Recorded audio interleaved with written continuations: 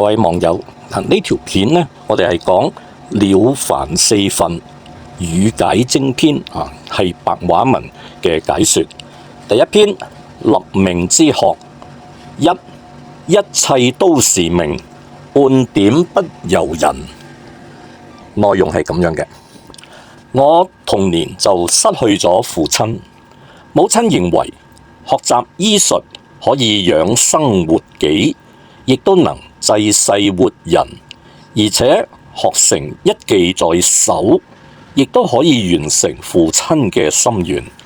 因此，我聽從咗母親嘅意思，放棄咗考試作官嘅念頭，而改學醫術。有一日喺慈雲寺遇到咗一位道貌岸然、學若神仙嘅老人，佢話俾我聽：你有做官嘅命喎，明年就係秀才，為什麼唔讀書呢？我只好話俾佢聽個原因，並請教老人姓名與府居。老人話：姓孔，雲南人，得有少子皇極經世正傳，命該傳你。於是我就接引孔老人返到屋企暫住，並將情形告訴咗母親。母親要我好好咁招待佢老人家，並屢次試驗老人家嘅命學理數，竟然不管巨細都非常靈驗準確。因此我就相信孔老人嘅話，而開始讀書，準備考秀才。孔老人就為我起數算命說：元考童生必得第14名，府考得第72名，提學考試得第9名。到咗第2年3處嘅考試真係考到而錄取嘅名次亦都確實都符合老人嘅預言。因此我就再請佢為我卜占終身嘅吉凶禍福。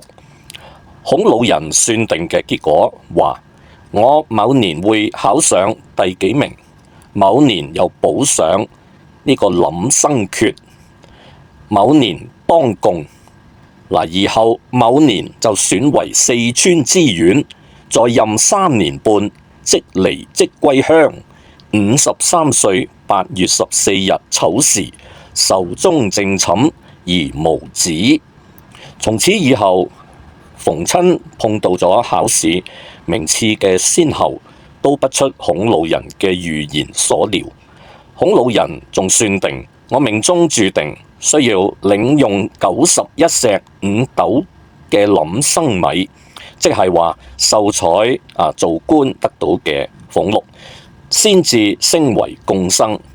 但係當我領到75斗嘅時候，上司就為我呈文補貢，因此我就懷疑孔老預言嘅準確性。